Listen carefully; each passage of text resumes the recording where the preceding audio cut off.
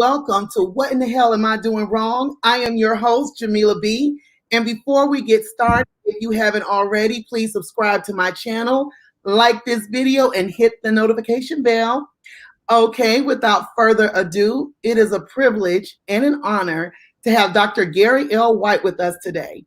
He is an assistant professor with Clark Atlanta University, Whitney M. Young Jr. School of Social Work, where he teaches social policy and research methods in the doctoral program. He is the owner of Program Evaluation Station, an organization that provides psychoeducational groups, family sessions, and program evaluations. He's been in the work of social work for 26 years. He is a proud member of Alpha Phi Alpha fraternity, and I'm glad to have him on as a lady of Delta Sigma Theta, and so is his beautiful wife. We have that fire and ice connection, and he's also a member of the Prince Hall Masons. He is a husband and a father, and I am so happy to have him here with me today. Hi, Dr. White. What's going on, Jameelah? I'm excited about this doggone conversation we're about to have. This is about to be absolutely amazing, and I'm excited, and I'm about to warm the room up or call the fire, either one. But I'm ready for the dialogue. But happy to be here. I've been following your show, watching it, a few times, jumping in on the chat, but more so just eating my popcorn, watching the dialogue. So I'm excited to certainly jump in and introduce your viewers to some amazing concepts and perspectives that I often talk about. I do a lot of couples work, and I've been doing premarital separation, divorce. I've been doing the entire piece. And this last year, my colleague of the White Bass Livecast, Dr. Bass, we've been doing several workshops on several issues. So I'm excited. I'm excited to jump into to the buzz that you have on that flyer. Oh my God, I'm ready. Yeah, and don't mention that flyer. I was getting all kinds of questions and messages about, oh my God, what is the pre and post nut epiphany? What is a side piece syndrome? I won't just say side chick, but side piece. Yeah, and we're going to talk about a whole bunch of stuff because my platform, we talk about relationships, dating, like what in the hell are we doing wrong so that we can get it right. So when I came to you and I said, Dr. White, I got to have you on my show. And for those who are watching, I've known Dr. White for many years. We go back a little ways, and he does phenomenal work in the area of domestic violence as well. So that's how we came to know one another. And I always feel like I'm learning something when I'm talking to him. He gives me so many knowledge nuggets. So I knew that he would be appropriate for today's show. So without further ado, let's get right into the nitty gritty of it. So absolutely, let's start talking about a particular topic you like to discuss called hobosexual. And the reason why I bring that up is because it piggybacks off last week's conversation when we were talking about a no good man will bring you down. So in that same vein, a hobosexual, if you could just give an example or a description of what a hobosexual is. Oh, Lord. So let me just say, as it was about maybe 2013, 2014, Dr. Bass and we do all these workshops for students on the college campus. And we began to share this behavior or this pattern, right, that we see with some men. And that is they form relationships literally for the purpose of being able to move in and play king of the castle. And the challenge is that they will move in, right? And normally we see that, I would say about 30 to 60 days, maybe 90 days after they meet, they've moved in. And when they've moved in, they've taken up, and the next thing you know, that individual is using the car, that individual has went in on bills or whatever, and everything looks good until then the person for whom he or she has moved into, the problem is it starts getting old. And what ends up happening is that when that relationship begins to crash and burn, he will have moved on and began to start a new relationship for the purpose of literally moving into another relationship, an apartment or a house. Now, here's the interesting thing. When he can't make the transition that quick, then what he does is he go back to his mama house for a while. Because your mama house is like the doors of the church. They always open. So he go back to his mama house for a while, only there to be long enough there long enough until he can go back and start another relationship and move back in. And I'm going to tell you, Jameelah, it's funny. Let me tell you how I determined it. I discovered this. With a lot of the men that we were dealing with in the domestic violence classes, I would see this thing that among the other charges that they had, I kept seeing criminal trespass and criminal trespass. And I'm like, how do you get a criminal trespass in your own house? I'm like, wait a minute, what the hell? Wait. Criminal trespass means your name not on the lease. Absolutely not. Nothing. So you have trespassed, right? So that's where I began to realize that they're hobosexuals, these movements for the purpose. Now, don't get it confused, because we do have some women that are some hobosexuals as well. Right. We do. But the essence of it is that you got a place to stay. Okay, yeah. And you know, we see that so often. I watch a lot of court TV, and these things come up all the time. Like these women, they'll allow these men to move in, they'll bleed them dry for everything they have, and then they moved on and they're left with all kind of debt. So let me ask you this, Dr. White. How do you think women get into these situations to allow these hobosexuals into the house in the beginning? Like, how do they even get to that point? Well, I'm going to tell you a couple of things that I see. Part of it, and it's a little uncomfortable to say this, but part of it is how they're socialized. You have some women who are literally socialized to you know, you want to be a ride or die chick, right? You want to be that one that diehard person that's got his back. So all the things that should be, and we'll get to it, should be relegated for marriage, you've taken these things on early. And so what begins to happen is that you'll see a need. It suddenly, and we'll talk about self-talk, suddenly it makes sense to you that you all can have him move in or she can move in. And now the rent or the lease or the mortgage is half the amount because you all are doing those things. So a lot of times the motivation centers around an economic decision, but it's partly economic, but it's also partly shelter. And so you wanted to move in, you want to do that. You want to show that you are a good wife, good girlfriend, good fiance or whatever, but that's where the trap comes in. And you know, you have to have an honest conversation and to be real. You know, there's two people to get lied on, right? You know, he has lied on you and you've lied to yourself. Right. And so we have to, you know, that's a sobering conversation, but it's real. Yeah, like they say, don't give boyfriend or girlfriend privileges to somebody who, husband or wife privileges to somebody who's just a boyfriend or girlfriend. So you're not supposed to do that. So let me ask you this, Dr. White. I know I see this a lot, and I don't want to, kind of put anyone down or step on any toes, but do you feel that a lack of love or insecurity or anything like that plays into someone just wanting to have someone there and they allow them to just move on in? And some men prey on that. They prey on women who are vulnerable, I would say. Well, let me say this, and I'm going to take both sides, right? So let me tell you, that's one thing that's universal. Like children, we move into our adults.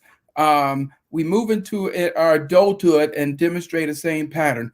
We want consistency, right? Predictability and consistency. So if we living together, right, and we're playing married, and incidentally, there's a little R, which is relationship, that will masquerade as the big M, marriage, right? So the little R masquerading as the big M. But what it's really about is that we want consistency.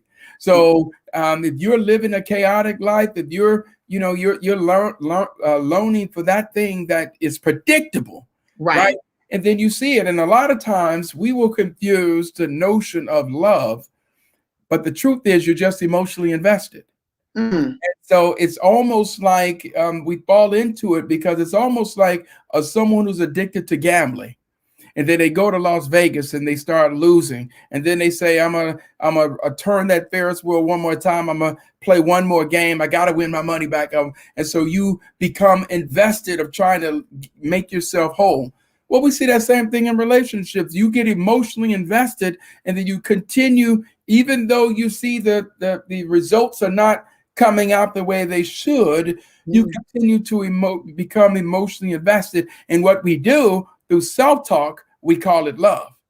But it actually has nothing to do with love. It's really emotional investment. And we could get people to see the difference between being in love and emotionally invested, it's a big difference.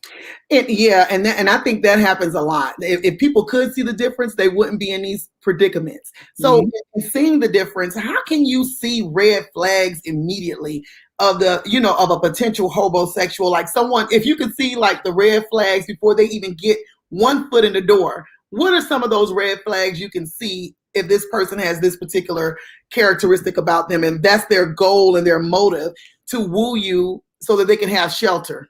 Well, let me just say this. It's hard to make the distinction at the beginning from someone who has a genuine desire and attention versus someone who perhaps has these ulterior motives. So it's not something that's readily available, but there are some fundamental signs I do want you to pay attention to. Right. If you just met the Negro on a Monday in the milk aisle in Kroger, and by Thursday he talking about moving in, well, God doggone it, that's a flag right there. Just use that flag right there. If a Negro's talking about moving in within 30 days, he met you in a milk aisle, and now he's having a conversation, or she having a conversation about how economically feasible it would be. I'm going to tell you, just use that flag in of itself. And that's true, because they will woo you and make you think that the sun rises and sets on you, and then they'll be in your house by Friday afternoon. So that does happen a lot, and a lot of women go for it. Wow. Well, look, let me tell you, I work with a lot of men who've had children by women that they were not connected to at all. And when I hear about, and we're going to talk about this in the pre-nut, post-nut epiphany, but these things that you discover after the fact. And so a lot of this gets remedied. So I'm just trying to help people not have a milk aisle experience. So that's what this is really about. Chris said the milk might be good. Yeah, but the milk will always be good, especially if you've not had milk in a while. Hell, it's all good. That's true. That is so true. 30 days. Wow. Yeah. I mean, it happens so often. These little encounters in the grocery store, at the gas station, or whatever, and a lot of times these people who have this characteristic about them, they're attractive people, and they have the gift of gab, so they know how to get into your house. They know how to get what they want from you. They do. Let me say this, Jameelah. When I was working on my dissertation, of course, all my research really centers around the relationship consequences or casualties of relationships, and sometimes that's the children. But let me tell you, when I first started putting my research instrument together, where I was asking fathers who were struggling to see their children, and I asked the question. So this is how the pre-nut, post-nut was birthed, although we'll get to it. I just want them to understand. When I was asking men, how long were you with the mother before the child was conceived? And I had a scale. Right. So this was my focus group, 1 week, 2 weeks. Right. And what ended up happening is that in my focus group, I started seeing 0. And so I had no concept of 0. Now, anyone who does research, I teach statistics. Right. So you have these different levels, right? The nominal, ordinal, interval, ratio level, where the 0 is true. Right. That's the highest level of a variable, because the 0 is true. I could not wrap around my mind what it meant to say there was 0 time together before the child was conceived. And then that's when I saw the note that said, I met her on the milk aisle. And I'm like, damn, now you're paying child support for the next 18 years. That has got to be the most most expensive milk I've ever seen in my life. But, and then when you discover all this stuff after the fact, and you learn all these things after the fact, then that's where you make these discoveries. But for the homosexual, guess what? His job or her job is certainly to get in. They need shelter, right? Maslow's hierarchy of need begins with shelter, and so that sometimes becomes the motivation of getting together. Y'all remember that term, hobosexual? Okay. We need to be very cautious of these hobosexuals that are coming in. LaDonna is funny. She said the milk at home is spoiled. It can go on and on. There we go. You're right. Okay. And I'm always talking. I loved everything you just said about that, because I know far too many women who have been burned in situations like this. I remember hearing growing up, my mom used to always tell us a no good man will bring you down. I never knew what that was until I experienced it somewhat, and a few of my friends have experienced it. So you don't understand what these things are until you actually experience some of it. And you're like, wow, I knew exactly what she meant when she said that. So well, it's a moment. It's a hell of a thing to be way up in a plane and to discover you don't have a parachute and the plane didn't have enough gas to land. So, when we talk about how a no good man will bring you down, well, that's a process. That means that there are, but, like I've said, Jameelah, sometimes the most frightening thing on the planet is when you start taking an honest look at it. When we, those signs, this is why the self-talk piece becomes so critical, because everyone, even you, everyone, the signs you saw, but through the self-talk, you created a rationale or justification during the process to remain. Sometimes it's traditional. I'm married. I want to stay married, right? One of the biggest mistakes that people make is to say, they think it's a noble thing to say, we stayed together for the children. Right. So then the question becomes, which is more damaging? To stay in a dangerous and dysfunctional relationship. Now you're damaged. But you got kids. Now you have successfully caused the children to be damaged. Yeah, exactly. So it's not always in the best interest, right? This notion that we stay together till they graduate. Well, hell, children are always the casualty of separation and divorce. There will always be a casualty. So the goal is to reduce that level of impact. Right. But the universal law from my work with the organizations around restoring the Black family, I'm always saying, start with myself, then the family, cover the block, onto the community. So self-care. One of the sisters, Anana, has a whole self-care movement, I tell people. And for men, we have to do that. You have to start with yourself, do your own evaluation. For women as well. Why do I have such a high level of tolerance, ladies? Ask yourself, why is your tolerance level so high when it comes dealing with dysfunction? Right. So, yes. That is an excellent question. So y'all in the chat, let us know if you have, because my tolerance level is extremely low. I will say now in my 40s, what I tolerated in my 20s, there is no way in hell I'm going to tolerate it right now in my 40s. I am not, I have no desire to. I'll nip it in the bud immediately. So yeah, thank you, Dr. White, for that. I love that. I love that because when I first heard Hobosexual, I was like, this is hilarious to me, but it's very real. So let's move on to the next topic. I'm always talking about dating and relationships and different things like that. So let's talk about mating, dating, and relating. Yes. Yes. So one of the question I always ask, and for those of you who are watching, when I ask, what's the order? What's the order should it be? Should it be mating, dating, relating? Should it be relating, dating, mating? Should it be mating, dating, relating? What's the order? So Jameelah, I'm going to ask you, tell me what do you think the order should be? Okay, I guess for me, how I look at it, I'm looking at the term. So relating, I would say relating. In order, I need to have a connection with someone. I need to relate to you on some level for me to even get to dating. So once I start dating you, I think that you're cool, and then we can move into mating. So that's how I would interpret it based on the words. That's how I would interpret it to be. Yeah.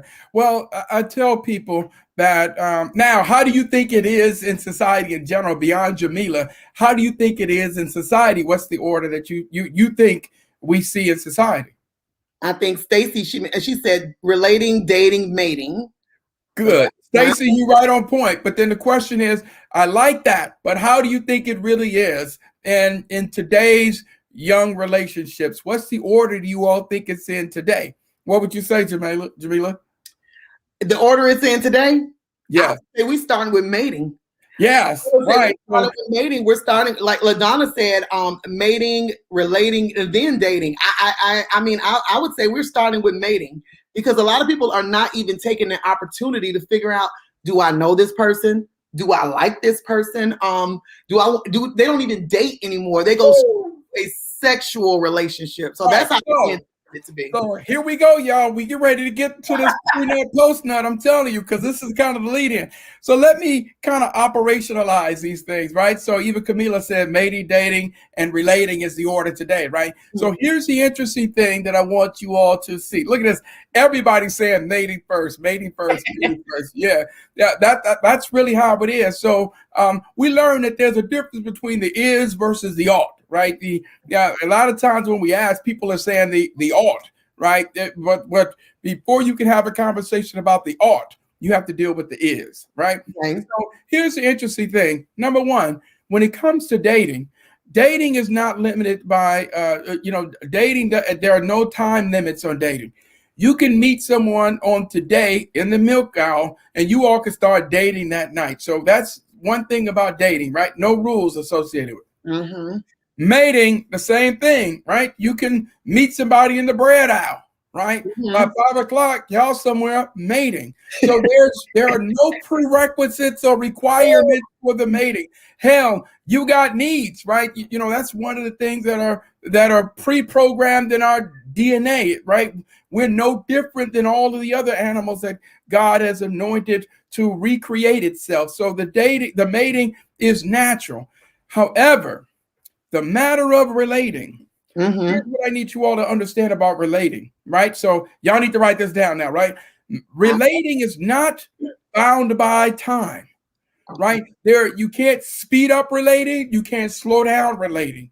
Relating is a process, right? And so what happens with relating, there is some things through the process of relating that you can learn about someone before you begin to emotionally invest with them, or before you allow the hobosexual to move in, or before you start isolating your dating to just that person. The relating is critical. So here we go.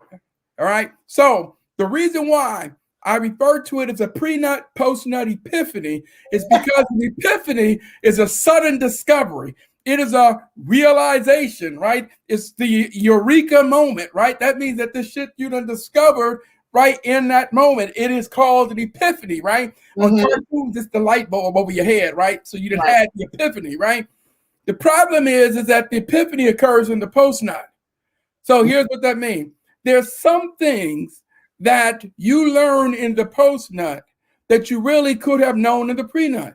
So there's some things in the relationship, the relating process, that's become critical. So let's start with behaviors, right? Studying someone's behaviors, their attitudes. That is only obtained, right? You can get that in the pre and you can get that in the post. But family background.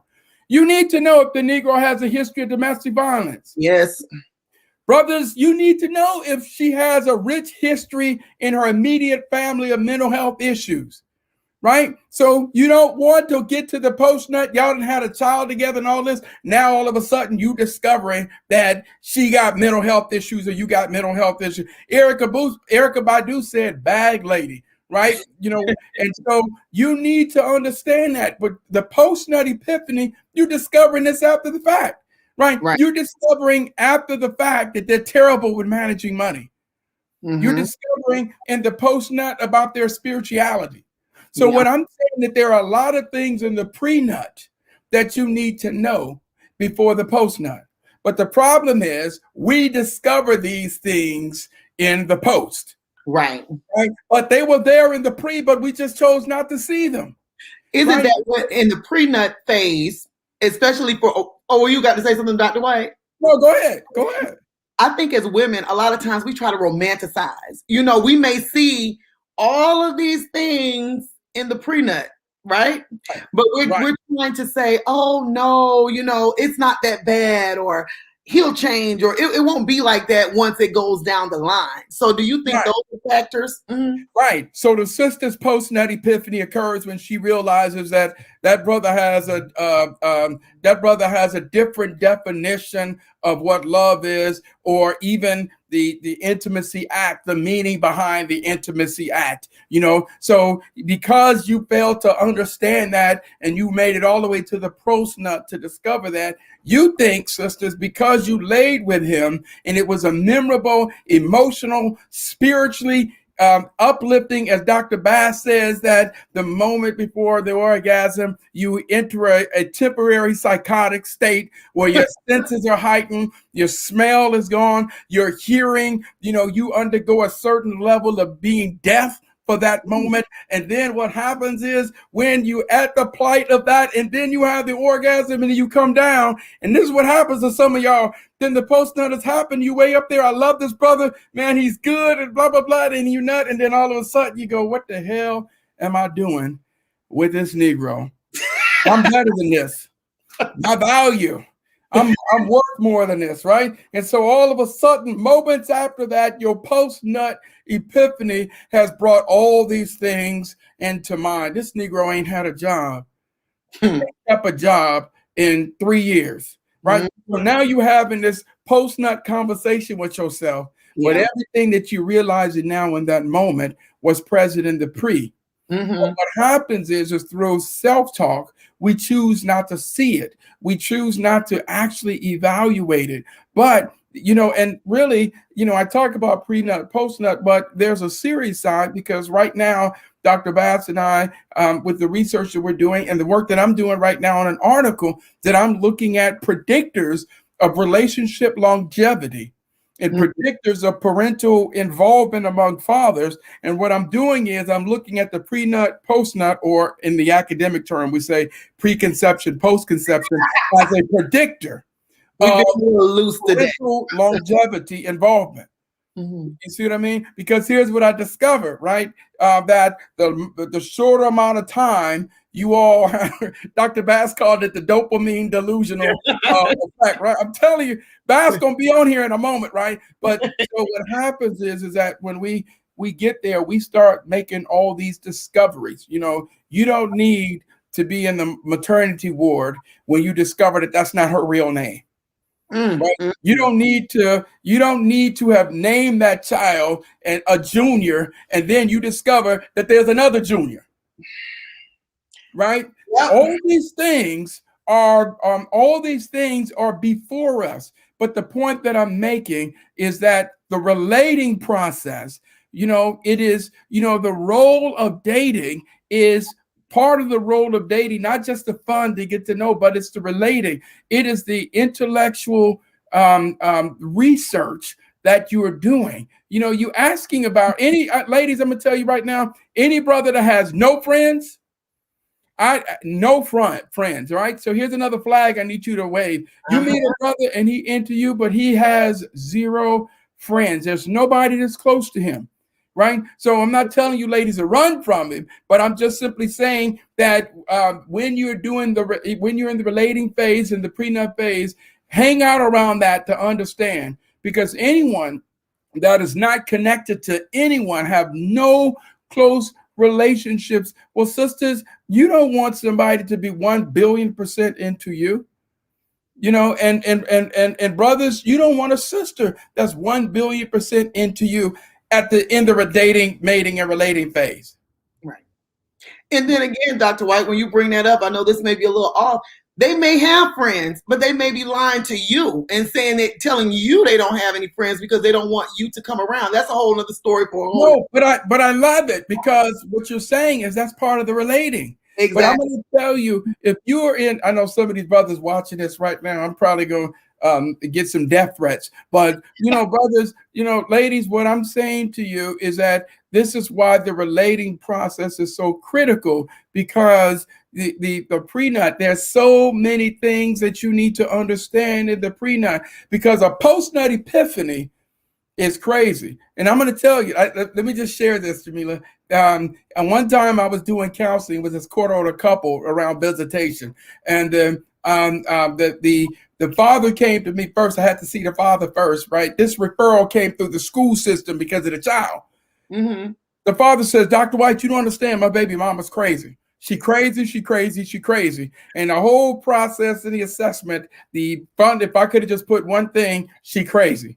And then it was time for my turn to see her. And then she was like, you don't understand, Dr. White. He's a fool. He wasn't like this, but he's a fool. He's a fool. And when I took those two together, she crazy and he's a fool, That's when I realized that's what the teachers deal with, because they didn't get together, produced a child, and at the school, that child is now what? A crazy fool. So, so we have to understand and slow the tape down in the pre-nut, post-nut piece. And so I call these prenuptials. Mm-hmm. You hear what I'm saying? Yeah.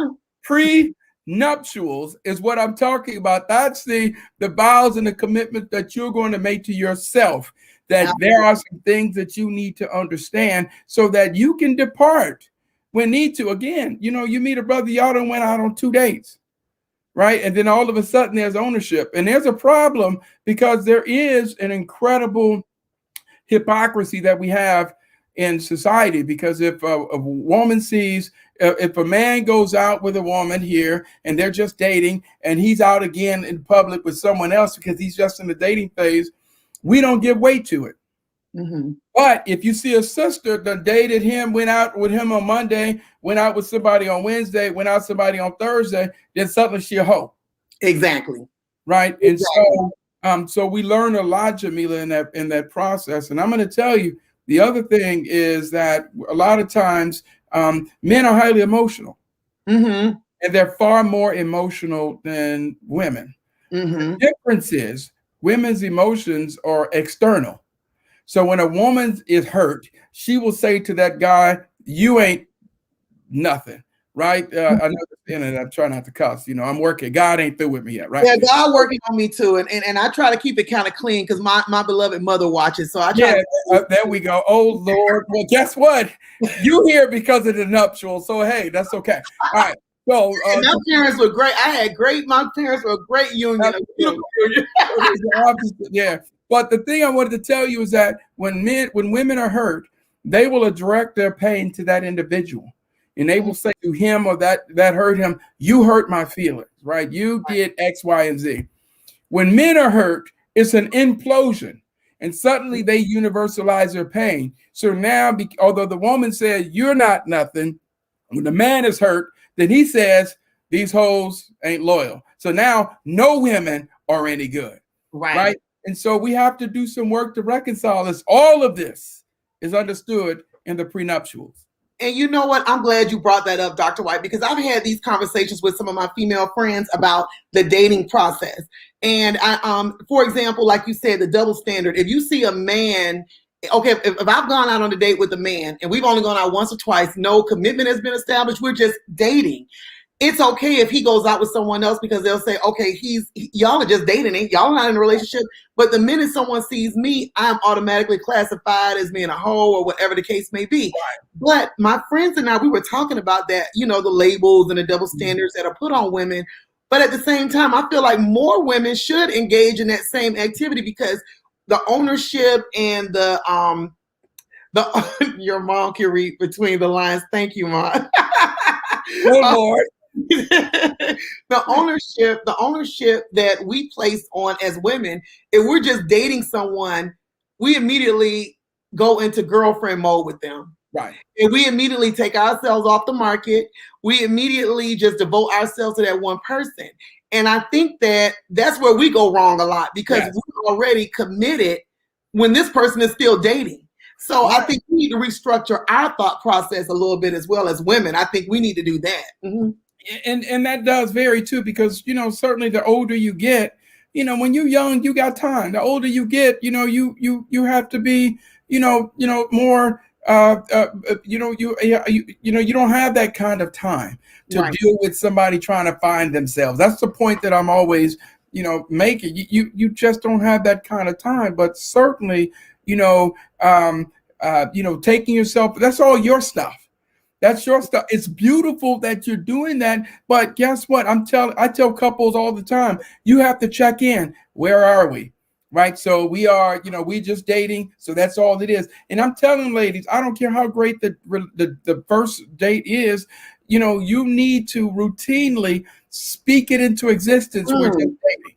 Yeah. The problem is, I'm going to go back to the concept of self-talk. When you have a conversation with yourself, right? Remember, the mind will create a rationale or justification for everything.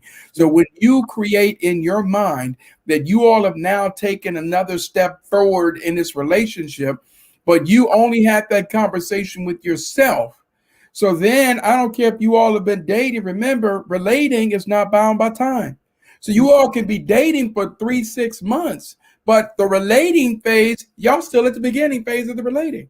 So that's why you have to constantly inquire, ask questions, and learn and learn and relearn. Because when you stop relating, meaning you stop learning, when you stop investing and investigating to understand that individual, and then you start taking yourself off the market and doing that, ladies, you don't have that kind of time. Brothers, we got options. Ooh. Okay, okay. I like what I like what Danielle Fernandez said about don't make him a priority if you're just an option. That is words to live by. Words to live by. Okay, Dr. White, when you say ladies, we don't have time, what does that mean? Well, what I'm talking about is that your patience. Okay, I got you. Okay. Take, for example, here in Atlanta, Georgia, the number of men to women, the women substantially outnumber the men. Absolutely. So, you have a brother who, may be doing those things, but as a woman, especially if you're married minded, right? Or even if you're not marriage minded, but you're relationship minded. Right. And what I'm saying is that sometimes it's important, even up front, to make sure that you speak into existence, not just a conversation with yourself, but speak into your existence. Because what happens, sister, if you meet this brother, his swag is on point, his career is on point, his pockets are on point, and all this, and you say, at this phase or this stage or this age, I'm not trying to, do all these different things, and I'm interested in forming a relationship with someone, and then he leaves, and then you say, I shouldn't have told him. And I was going to get to that, because when you said that, always have these check-ins, like make your intentions known.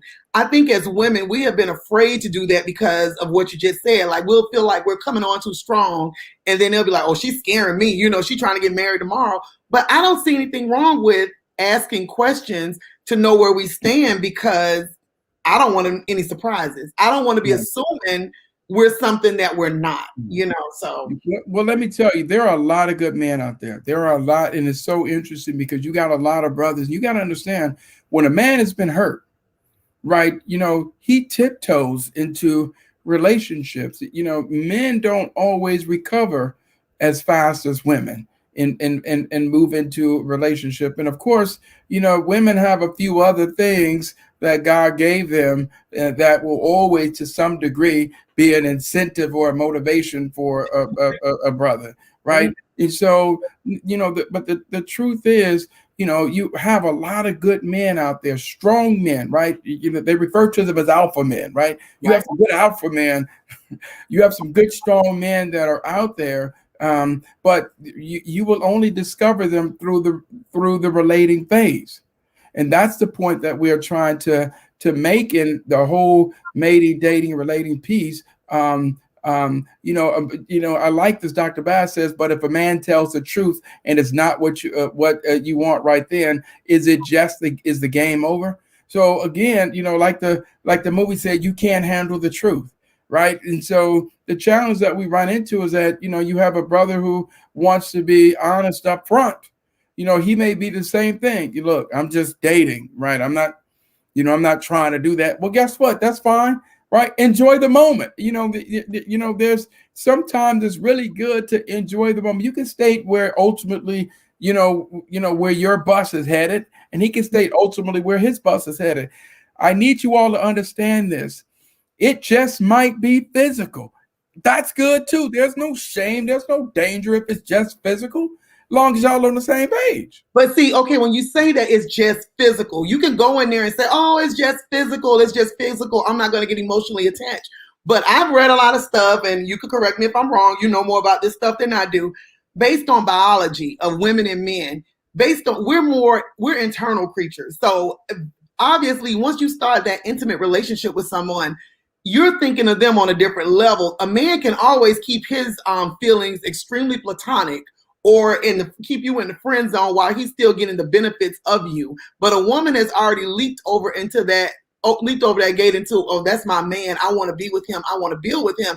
So I'm not an advocate for the physical thing. I mean, some women can do it. Watch this. I'm not an advocate either. Remember the is versus ought. Mm-hmm. Sometimes it is just what it is. You practice and all this, but hell, you might have an is moment that you might not have had an is experience in about 6 months, and then you might find yourself wanting to have an is moment. So, but again, the most important part is long as it's all there. It's possible to do it. The point that I don't want to be lost is the understanding. My mom, right? So my mother raised 4 boys, right? I always say that she's the world's foremost authority in raising boys. Mm-hmm. My mother says this about the notion of falling in love, right? She says, falling in love, you shouldn't be that damn clumsy. Right. And so love is an intentional thing. It's not an incidental. It's not something that caught you off guard like a bee sting. You recognize it and to be in tune with it. Right. If you start certainly having feelings for someone way early, you've got to certainly recognize that. But if you start having feelings for someone and you've interpreted a way to seal or demonstrate those feelings is to have a sexual encounter with that individual. And now in your mind, through your self-talk, because you all had that sexual encounter, now it's something significant, then what happens is you end up hurting your own self. Mm-hmm. Because the meaning of that interaction for him was different from you. And I need you brothers to understand this, and everybody, the viewers, it's the same way. So right now I'm talking about brothers, but much of what I'm saying pertains to both sides. So don't get it twisted. But I see a woman, Latifah said that women can too have a physical relationship. So that's a woman here saying that it's possible. So, absolutely. It's real. Like it's is versus ought. What you're saying, Jameelah, is like it ought not be that way. And especially since your mama watching, it really ought not be that, right? But yes, my mother knows I'm grown. I've been married and all that. So I'm gonna say this, my mother raised 5. I'm one of 23 kids, right? Between once my dad, after my parents divorced, right? And so I tell people all the time, sometimes it is what it is, right? Some of you all are the byproduct. Y'all, oh, here we go. All right, you might want to tell your mom, put it on mute for a second. Some of us are here as a byproduct of a beautiful encounter between 2 people who were highly connected, spiritually involved, loved each other, they were married, and all of that. And some of you all are nothing more than the byproduct of an is. Well, I'm not the byproduct of an is. I'm certainly not that. No, I'm not. I was just talking about the brashness of the language, but so we're not bold enough to have a conversation, but it's the truth, right? Right. It is very true. It's very true. And I think that, like you said, a lot of people who are byproducts of an is, a lot of times their interpretations of what should be, happening in relationships are totally different as well. So, that's true. Read that point that Dr. Samantha Bray. I know Dr. Bray. What is that saying? And we love a good project or ministry in saving a man. If he ain't good, we think a part of a good post-nut experience, we can make him a good man. And she's absolutely correct. Mm-hmm. Yeah. But let me just say that it becomes problematic, right? So in Alpha, we say the school for the better making of men, right? In Prince Hall Mason, we say we make good men better. Right. Let us make man say, we say a gathering to reclaim Black manhood. But ladies, here's what I need you all to understand. Right. The difference between a relationship and marriage. When you are in a relationship, ladies, what I'm saying to you is that I want you to cheer for and I want you to support that man and I want you to be his ride or die, but up in the stands. I want you to cheer for him up in the stands. The problem is that when you're in just a relationship and you didn't move from being up in the stands to on the sideline screaming in the plays for him, and then next thing you know, you're on the field trying to quarterback, and then you look and he done switch teams. So, so the point that I'm emphasizing, ladies, that I want you to support, but I also am telling you to make a distinction. Jameelah, in a book that I'm writing and the story that anyone knows me, I tell everyone that, my wife and I, we've been together 32 years, right? But I tell everyone that we came to Atlanta, Georgia. We came to Atlanta, Georgia at the beginning of the 90s. She came in 91 and I came in 92. But you all have to understand this. When she left California after graduating from San Francisco State and coming to Atlanta for graduate school, I was still on the college campus. I partied hard, stay out late, and I can't tell you if my goal in that moment was to graduate, but I was having a ball. But that woman left and came to Atlanta. And guess what? She said, you got a year to get your academic act together. And she said it the most beautiful and wonderful tone. And then I learned, and she had no plans to return. So that meant I had a year to take 14 classes, get about a B in them, and make it out here to Atlanta, Georgia. So it's not that she said, here, let me do your papers.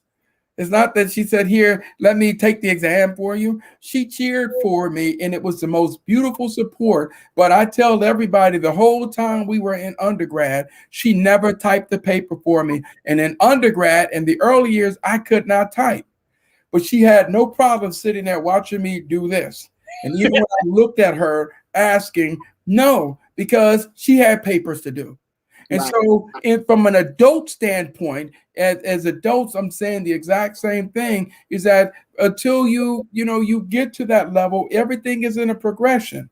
And so there's some things that we start doing early in the relating and in the dating phase that really should be reserved, right, for the more serious attribute. But ladies, I'm just telling you to stay in the stands and cheer for him. Root for him. Let him know that you have his back from the stands. I want to get to this question, but I do like what Rahima said in the chat. She said, Dr. White, I'm sick of being a damn cheerleader. Hell, I want someone to cheer for me. So I think that should be mutual. Well, no, it is. I mean, it is. That's why I said it's both. Right. And I'm saying that even there being tired of being a cheerleader. Right. And so guess what? There's something exciting when you find yourself in a relationship and you two are cheering for each other. You're cheering for each other's support. And that's what the notion of being evenly yoked is about. Right. Absolutely. You get tired of being a cheerleader because if you're carrying the burden and you're working day and night, 24 hours a day to keep his spirits up, to keep his, it does begin to feel like a burden. So I tell her, sister, I want you to be tired. I really want you to be tired, right? And then free yourself, right? Okay. And then you find someone who's cheering just like you. So, Dr. White, is a question posed to you. Do you believe it's hard for men to be cheerleaders for women? Oh, absolutely. But I'm going to tell you this right now. There's nothing more dangerous than a broken brother and a wounded woman. And so, there's something fundamentally wrong, right? Here's another one of those flags. If you're in a relationship, especially in the early phase, the dating phase, and things are working well for you, they're unfolding for you, opportunities, right? The manna from heaven is pouring down, right? And he is not excited, or if he finds himself taking a competitive mode because suddenly your income is better than him, greater than his, but that ain't an issue for him, but it's an issue for you, then these are the things I'm saying pay attention to. Yes, brothers can be cheerleaders. And I'm going to tell you, it goes back to the concept of being evenly yoked, not of each other's things, but each other's values and beliefs. That's what really being evenly yoked about. But when you are trying to have an iron sharpen iron, you the iron and he wood, or he the iron and you wood, then it's never going to work. But yes, This is what finding the right brother is about, that someone who gets just as excited as you do. Yes. About opportunities that begin to unfold for you. Yeah, baby, try it. I don't know if it's going to work, but try it. Yep. And I want to touch on this for a moment because, both of us work in the area of domestic violence a lot. Right. So, Jameelah said just physical relationships has resulted in a lot of murders and horrible incidents. And I do want to make that, clear to people that when someone's expectations, just be mindful when you're getting in these casual physical relationships, they can result in murder, or someone could be incarcerated. It can result in something bad when you're messing with someone's heart. So right, and I want to further support that, which is why I place the greatest amount of value on the relating. This is why when we remove all the humor behind the pre-nut, post-nut, is why I'm emphasizing the need for the prenuptial, meaning the commitment to learn about someone. But I'm telling you, when you lay with someone and their definition is something totally different from yours, becomes problematic. Mm-hmm. Dr. Bass said, if we both cheer and who want to feel, we must take turns. Yes. It's the absolute argument that I'm saying, because that's what cheering is about. When opportunities unfold, things begin to occur, these great things are happening with one another. Yeah, then we're doing it. I'm watching you be great, you watching me be great, and we are being great together. That's what I'm really kind of emphasizing here, right? Of course, that don't work with the side piece, but yes. And that's what I was about to get to. I'm glad you segued into that, the side piece syndrome. I mean, I think when you bring up Atlanta and the ratio of men to women, the side piece syndrome or the side piece mentality runs rampant in Metro Atlanta. I know that. I can speak. I'm from Florida too, so I know it happens there too. And a lot of times, because the ratio is so different here, like you have 5 women to 1 man. I may be wrong on my ratios, but that's usually what people say. A lot of men will think that it's okay to have multiple women, and they'll try to make women believe that that is an acceptable way to live. And then for the sake of just having a half, a quarter, a piece, whatever the case may be of a man, a woman will accept that. So let's get into this side piece syndrome, because it's real. So I'm gonna immediately tell Dr. Bass if he's watching, because we put this piece together. So Dr. Bass, if you're watching this, you jump on that, you hit that link, we have this discussion, and you could jump right back off. But let me start, Ms. Farrell. I'll just put the link in the chat if you want to get on. Dr. Yeah. So Jameelah, let me start by Dr. Bass and I. What we did is that we first came up with a definition of what it meant to be a side piece. And then we began to have a conversation about what side piece syndrome is, right? So a side piece, for those who are watching, right?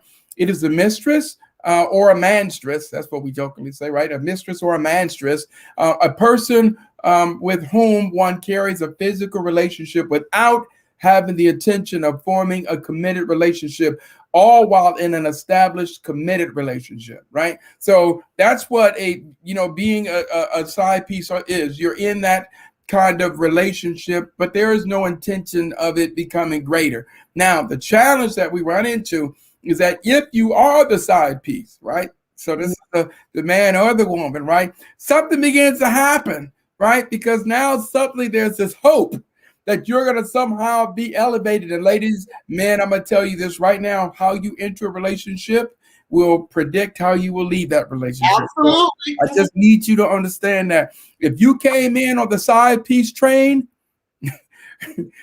you're going to get left on the side piece train, right? Left by a side piece train, right? So when we talk about side piece syndrome, again, we say one who knowingly remains in an uncommitted relationship, which emphasizes physical and emotional connection. So when I challenge Dr. Bass to put that in the clinical terms so we can kind of look at it. So this is Dr. Bass and I putting this together. So here we go.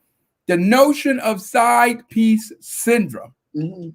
It is a combination. I'm gonna read this right because this is right. It ain't in the DSM-5, but it's in our manual, right? Okay. A combination of both physical and emotional factors that can lead to a state of high stress and guilt. Let me say that again. A combination of physical and emotional factors that can lead to a high state of stress and guilt, right? So you know you're suffering from side piece syndrome when these things begin to happen regardless on size, right?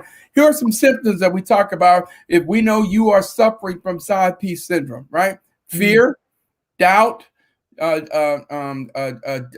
distancing, distress, untruthful behavior, sneakiness. You're engaged in these things, right?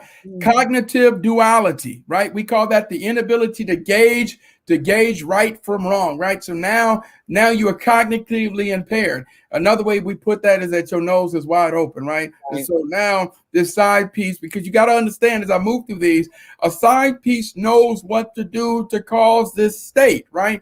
Also, you find yourself experiencing anxiety, symptoms of a personality disorder, including, right, antisocial obsessive compulsive. Right now, you know, these are things that you find yourself doing repetitively, right? The narcissistic or paranoid state. I'm telling y'all, we are really laying this out. What we're saying is the more intimate the relationship, right, the higher the possibility of emotional state of disorder. And so what we're saying here is that when people are engaged in this, when you're, she said a deadly disease. The thing that we're saying is that when you're engaged in this, your ability to judge and make decisions is compromised, right? And so the syndrome is occurring. I've seen men where marriages end because they took money out of the family account to pay the side piece mortgage, right? I like that double-minded, right? I've seen women because, you know, as you have said, this emotional being, that suddenly that side piece knows what he's doing. I'm going to tell you the side piece trappings you all got to understand. A side piece knows your needs. Yeah. A side piece will look beyond, oh, y'all listen to this. A side piece will look beyond your faults and see your needs. Right? Let me say that again. A side piece will say what you need to hear. Oh, right. So what happens is when you may not even know, ladies, you may not even know he a side piece yet, right? All you know is that you talk to him and you could talk to him better than you could talk to your husband or your mate. All of a sudden, he's giving you great advice, but now it's, you know, if that was me, you know, I can't see how, yeah. So suddenly you start feeling it, vibing it, you know, and now he's saying these things. Again, he looks beyond your faults and see your needs. And now the side piece is saying, guess what? You just need a hug. And you get a hug, and it's the most wonderful thing. And then you're saying, why can't it be that way? And then that's when the side piece shows the card, but it can. So you know you're suffering. Huh? Go ahead. No, go side piece knows. Yeah, side piece knows your needs. But that's the problem, because here's the other part about the side piece concept is that you know that that's happening because all of a sudden when you have a side piece, your tolerance for your mate goes down. Right? And all of a sudden you find I just got to get out of here, right? Because now the side piece is feeling a need, and side pieces out there, yes, he is going to do some things with you, and y'all going to do some of the most craziest things on the planet he will never do with his wife. And that's funny because I don't know if you watch Love and Marriage Huntsville. That's a reality show, but there's a couple on there, Martell and Melody Holt. So this has been all over social media. It's one of these things that's out here, but they've been married for about 10 years. They have 4 children, but he has had this side chick for 5 years. And this woman, he said Melody doesn't satisfy him sexually. And he says that he and this side piece, they have porn sex or what have you. And now she's pregnant or had a baby or whatever the case may be. They're going through a divorce. But I don't think that he will be marrying the side piece though. But you have a lot of men out here. Why don't you just leave?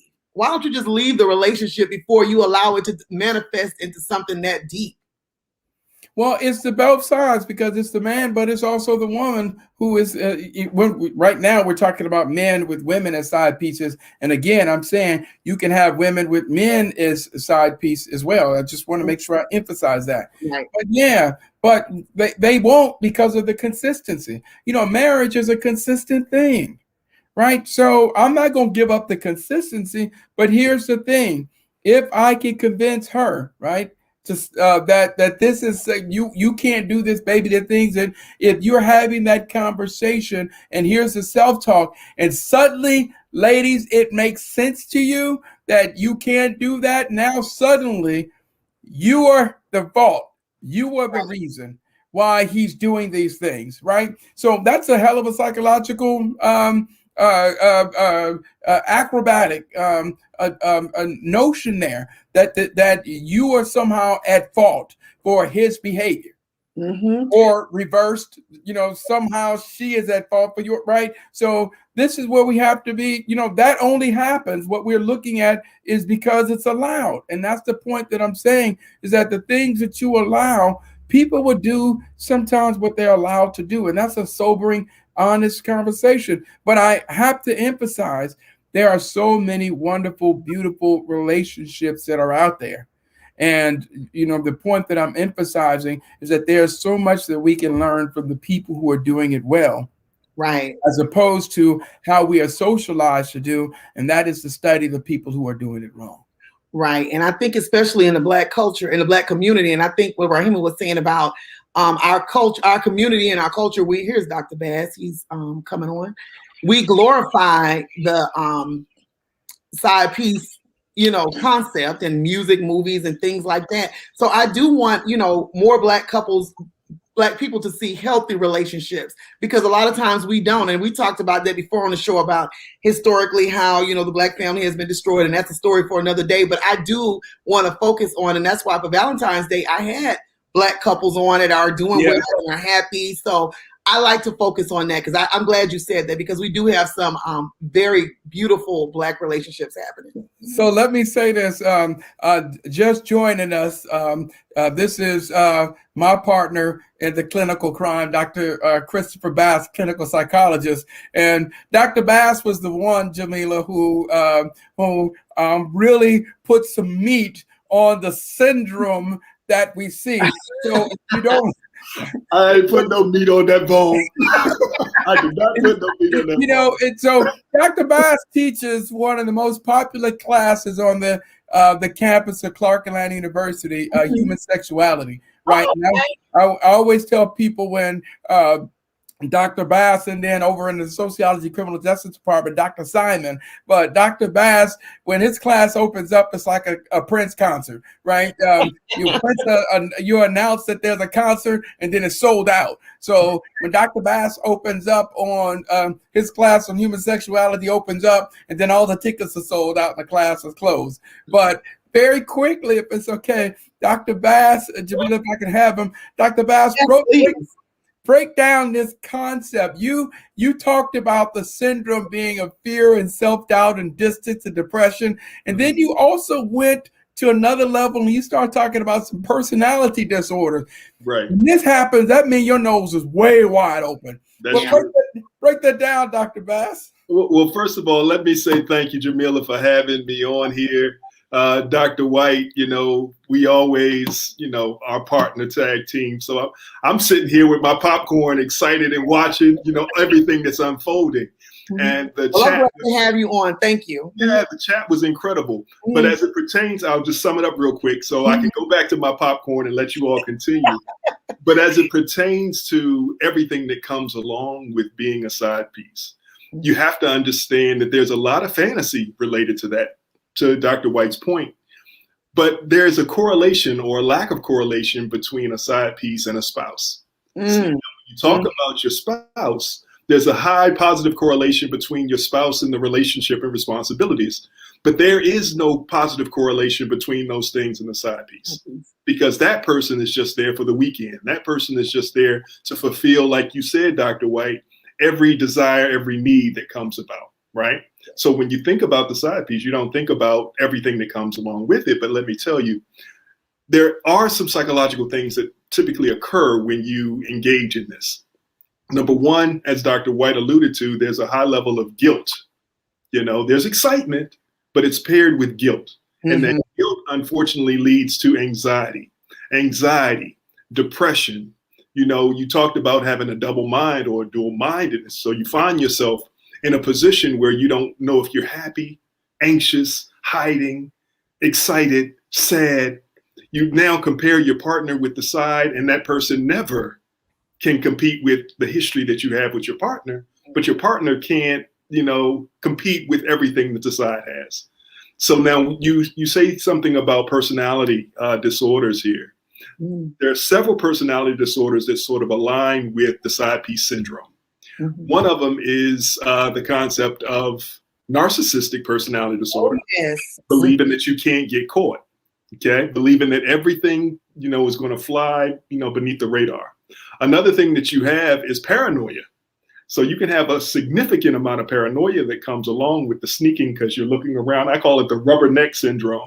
You're always looking behind you and looking around you when you step into a restaurant or when you go to wherever you all go. Okay. The next thing and last thing are a combination of histrionic personality disorders and histrionic and borderline personality disorders. Mm-hmm. Both of those concepts really show a desire and a definition of self in terms of identifying who you are based on the relationship. Mm-hmm. So if I am in that relationship, then I feel good about myself. But outside of that relationship, I'm no longer valuable. So you have to be careful how that whole thing sets up from a psychological standpoint. Mm-hmm. And with that, Jameelah and Dr. White, I'm going to go back over here to my popcorn and continue to enjoy this great conversation. I have already subscribed and I'm locked in. Thank you. And I will be talking to you soon also about some child sexual trauma stuff because Dr. White has already told me that. Man, that's right up my alley. Yeah, so I want to talk to you about some of that. But thank you so much for joining. You just dropped some knowledge nuggets, and I know people in the chat are blowing it up, and people on my phone are blowing me up. So thank you for joining us. Thank you. Absolutely. Okay. All right, Don. So definitely, as we see here, we laugh and we're it's funny when we talk about these pieces, but when you pull the covers back, what we're really saying is that there are some also embedded in here some challenges because, you lose everything.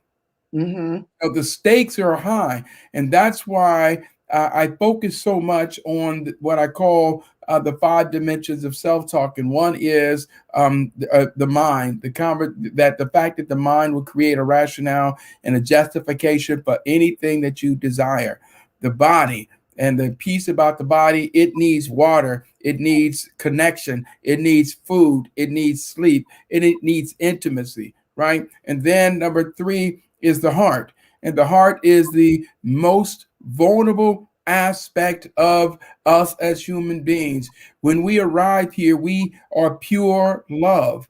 But the thing about the heart is that the heart will tell the mind to stay in a domestic violence relationship. The heart will say, yes, he's violent, but I love him, because the heart will tell the mind that it's possible to love someone and be violent towards them at the same time. Remember, the mind would create a rationale. So if the heart is communicating to the mind and telling the mind, yes, he's violent, but I love him, or yes, she's violent, but I love her, but violence has nothing to do with love. But the mind will create a rationale or justification for the dominant dimension there. And then next, Jameelah, number 3, it's the gut. And the interesting thing about the gut is that the gut, first of all, it tells you something's not right. It tells you something not wrong. But the problem with the gut is that it's highly vulnerable to the past. So here's what I mean. You just ended a horrible relationship with a brother who always wore this cologne. Now you done met another brother. He smiled. He got a laugh. Y'all go on the second date. Now he wearing that cologne and you don't know why you no longer vibing with him. I got a bad feeling. Well, the gut is highly vulnerable to the past. However, the gut is a compass, right? If the gut is communicating to the mind, again, even the gut will tell the mind to create a rationale. But the most powerful one of all is the spirit. Right. And I always say that you can meet someone and instantly know if they have a good or a bad spirit. And I'm always telling men and women, when you meet someone, this is not the physical thing where the body is talking to the mind. I'm talking about the spirit. Yes. The spirit will tell you something about this person I like, something about this person I don't like. And it has nothing to do with relationship and intimacy. It can be a coworker, it could be a job, it can be a spirit about, someone you meet. But the powerful thing about the spirit is the one thing that when we listen to it, right, it will properly advise our mind. But the problem is, whichever one of those other dimensions get a hold of the mind, what follows is the behavior. And so I'm telling people that when we talk about those 5 dimensions of self-talk, and we do a whole workshop on Thursdays, I do workshops on Thursdays with women and Saturdays with men, where we move through the dimensions of self-talk so that we can begin to understand them, because what follows the self-talk is the behavior. And it is the behavior that resulted in great shows being created where we're trying to understand why we do such things, or why we find ourselves constantly in the same types of situations. That's when I invite people to slow the tape down and then begin to examine which of those dimensions, right, of self-talk has been ruling your decision making. Is it the mind? Is it the body? Is it the heart? Is it the gut? Or is it the spirit? I love that, Dr. White, because I've been living in the moment now of the gut. And I'm a firm believer that anytime my gut tells me something, it's not wrong. I always go with my gut. And then when you say the spirit, I've never thought about it like that. It's like I've told people that person's spirit don't feel right to me. And like you say, it could be just somebody platonic. It could be a coworker. It could be somebody, just in the workplace or in church or whatever. And it could just be that person has not done anything to me. They haven't done anything to me, but it's something about their spirit that I just don't feel. So I like that you said that.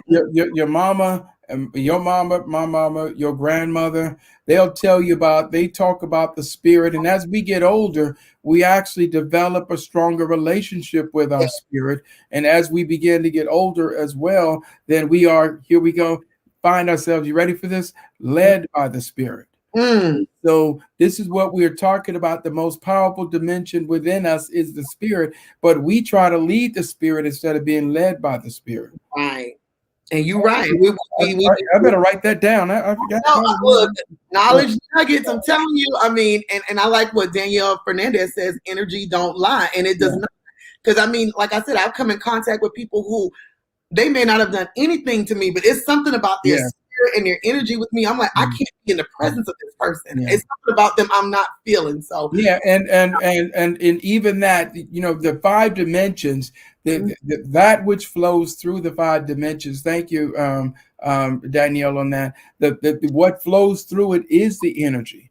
And so you're right, the energy does not lie. But what I'm saying at the 5 dimensions of self-talk is know the source of that energy within the conversation you have with yourself.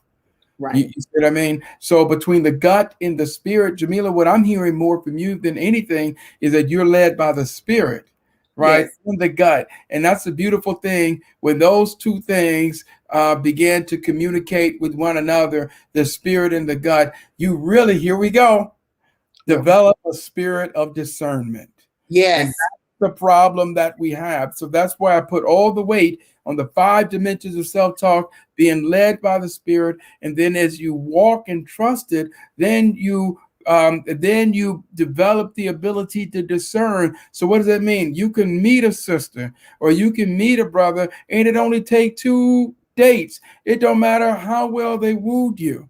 But between the spirit and the gut, when those things are communicating, it becomes powerful. And why am I saying that? I'm saying that, Jameelah, because of those 5 dimensions, the most vulnerable one of all is love. Why? Because the heart. Because the heart wants love and the heart wants to be loved. And so the heart has more hope than anything, right? The heart has more hope than anything. The heart will look beyond someone's faults and see their needs. But even within the context of the heart, you have the spirit that may have to have a conversation with the heart and say, I know you love this person, but this person's not good for you. Right. Right. And so that's what happens when we allow the spirit and the gut to be a major force that moves through us. Whoa, that's some good stuff. Whoa. I know. L. Thomas says one has to be very careful while being led by the spirit. You got to know the enemy of our soul has a yang to every yang. That's true. Yeah, well, again, I like the sayings and they're great. But there is no danger of being led by the spirit. What I am saying, and yes, where there's an anima, there's an animus. There's a yin, there's a yang. That's why I talked about discernment as you begin to hone in on it. But that doesn't mean because you're led by the spirit, you neglect all the other dimensions. Mm-hmm. I'm just saying, understand which one is more dominant. That's all I'm saying. Interpreting. Wow. Okay. The soul, spirit, mind, emotion, the three determinants, are consistently interpreting, filtering, and translating information. Who wins? Well, and so guess what? It's not a competitive thing. And that's the point that I'm making. It's not competitive. What I'm saying is that it is a sync. It's a harmonious piece. And here's what I mean. One of the greatest problems, Jameelah, that we've been socialized to do is to believe that the most important thing in a relationship is respect. Right? We say that, I need respect, but I tell people all the time, you fall short if your goal is to have mutual respect, because there's something greater than respect. It is appreciation. Mm-hmm. Appreciation is far more greater than respect. Respect, you have to respect the boss, even though you hate them. But the interesting thing about appreciation means that we're doing things for someone because it makes us feel good.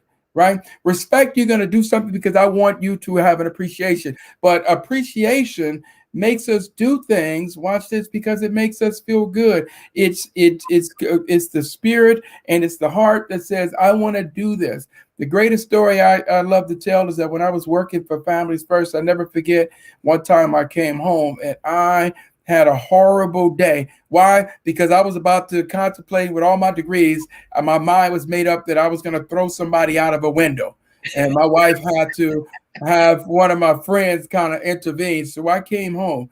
She knew that I was having a very rough day. But I'm going to tell you all, there was nothing more powerful than when I put the key in the door and I started smelling fried chicken and chili beans in the middle of the week.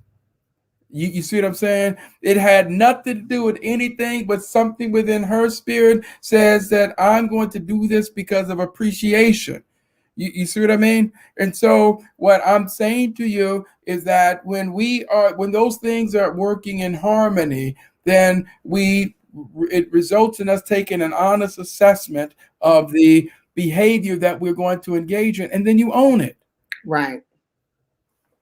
Yes. Woo. Oh, I feel like it's Sunday. I feel like I went to church today. Oh my goodness. Lord.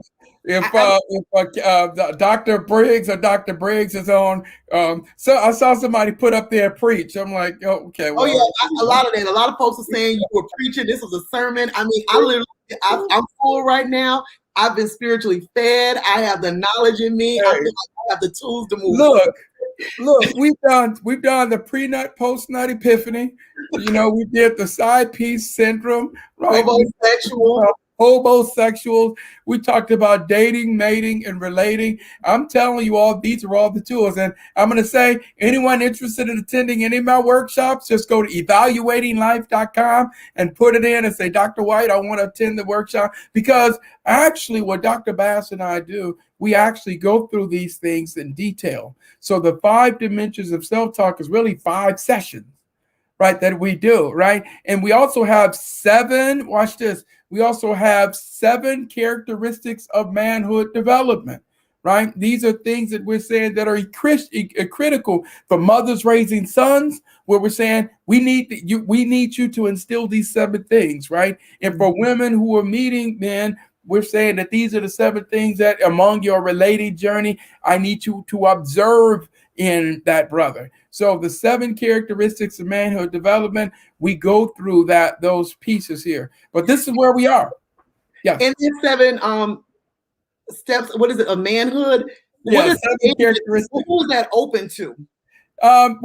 Again, it's open to everyone. When we talk about the 7 characteristics of manhood development, and we're kind of moving through these characteristics, I tend to do a session for men, and then I tend to do a session for women. But when we're invited to do a webinar, we did one for University of Michigan, we did it for University of Alabama, we do it for Let Us Make Man, and then it's open. So you invite Dr. Bass and I to come to do these pieces and these kind of workshops. It is really entertaining and it's highly engaging in that process. But we do professional development around these pieces as well. So yes, absolutely. Okay, Dr. White, before we close out, I do have a question from Marcus Williams. He wants to know, and this is because I brought this up on my platform previously. Woo! Yes. Russell Wilson. Okay. Russell Wilson said that one of his biggest fears is losing his wife. And I caught a lot of flack behind that from males. And then there was some women who didn't agree with it either. Is that a sign of strength or weakness? Well, here's the interesting thing, you all. Let me put everything on a continuum. Mm-hmm. So if a man says, I love her and I have a genuine fear or concern of losing her, if we define that as being weak on the left end of the pendulum, then therefore, if I were to move it all the way across to the right end of the pendulum, then it would suggest that then being strong is he could care less if she bounced. Right. I'm telling you right now that, I saw, and I talked with my daughter about the flack that he was getting about the degree to which he loved his wife. He got hit because he said he would give up his career for this woman if need be, right? So you all are calling him weak, right? But I know someone who just left the palace. Mm-hmm. Gave up a throne. Meghan Markle. Yeah. And no one's called. No one's called. I had any conversation over there on that, but this brother said it, but he weak. Right. You see, this man gave up his whole, his life. Right. So, but when we listened to it, he said, I watched what happened to my mom. So when we talk about childhood trauma, when he got married and having children, he said, losing my mom was not worth the throne. Losing my wife is not worth the throne. So Russell Wilson and his genuine concern, I'm telling you right now, the challenge that we're dealing with is that, ladies, I'm gonna jump on y'all for a second, because if you have a brother who is that intimately and spiritually and emotionally connected in terms of the degree to which he loves him, if you are engaged in the conversation that he weak, then I'm going to tell you, then guess what? What was the song in the 80s? A roughneck, got to have a roughneck, then go get a roughneck. You're going to get a roughneck. You can't keep talking about, I can't find a man. The point that I'm saying is the challenge we run into sometimes is that the things that we might see and label as weak, but then on the other hand, over here, we have a whole different concept. But what I'm saying is that what Russell Wilson was saying, right? And I'm going to do this. Mike Dyson, he always talked about men when it comes to their mothers and their daughters, right? We'll fight. We'll choke a stick. We'll drown water when it comes to my mama and when it comes to my daughter, right? However, that vertical piece is very strong, right? A man saying, I'll give up my career, I'll give up my job, I don't know if I lose my mom, I lose my daughter. We can conceptualize that. It's an emotional thing. Now, on the vertical axis is the girlfriend and the wife. So now the same thing that he has said about now it pertains to that same mama who is now a wife, or your same mama who is now a girlfriend. Now the man is weak. And so this is the dilemma. So the vertical axis is mother-daughter. The horizontal axis, the horizontal axis is girlfriend and wife. And guess what? If things are going the way they're supposed to, at some point, your mama was somebody's wife. At some point, your daughter is going to be somebody's girlfriend. Do you still maintain that? I have all 3 daughters. to have a brother say, for my daughter, I will give up my career or do whatever for her, I'm cheering for him. Right? So you can't call him weak. You can't call Russell Wilson weak for what he's saying about his wife, but then when it comes to his mom or his daughter, it's different. Right. And then, of course, on the diagonal line, it's a side piece. Now, the irony about that, so the vertical is the mama, daughter, horizontal, wife, girlfriend, diagonal is the side piece. All them brothers who screaming Russell Wilson is weak, you've given up your careers, your jobs, your relationships, your marriage for your side piece. Preach. If you're willing to give up your relationship for your side piece, but you go call Russell Wilson weak for saying I would give up my job for my wife, who at one point was somebody's mama, at one point is somebody's daughter. Y'all with me? You better hang this. You better all right, before we have to do this. But the question was asked, and I love how it was answered. The question was asked, so I love how it was answered because I caught a lot of hell behind that when I brought that up. And I just want to say, we're about to close out. Is there anything you want to leave us with, Dr. White? Anything you want to say before we close out? Because I think you gave us a lot to think about today. A lot. Well, I'm going to tell you again, start with myself, then the family, cover the block onto the community. Absolutely. And I'm going to tell people that to the men that are watching, I'm going to say, and to the women, I'm going to tell you all, start with myself, then the family, cover the block on the community. The most radical thing that you can do is to live, be healthy and happy. Because when you start with yourself in that regard, it spreads onto the family. Right. And so when you have to be happy and you healthy, and then the family is that way, then you could do the community work. You cannot be broken and damaged. And then you try to do community work. I've said this in another training, there is something wrong if the community loves you, but your children despise you. I always remind people that when we know about Bloody Sunday at the Edmund Pettus Bridge, and I always remind people Martin Luther King Jr. was not there on that first day because Coretta said, bring your butt home. Malcolm, as great as he was, but Betty Shabazz at the house got burned, said, look, Negro.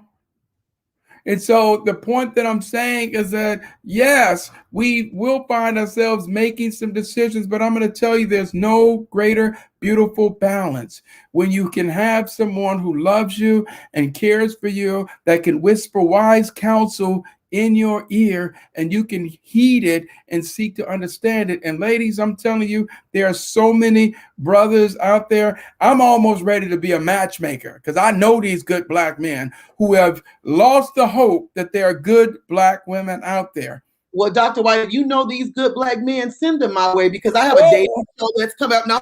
Send them my way so I can get on my dating show.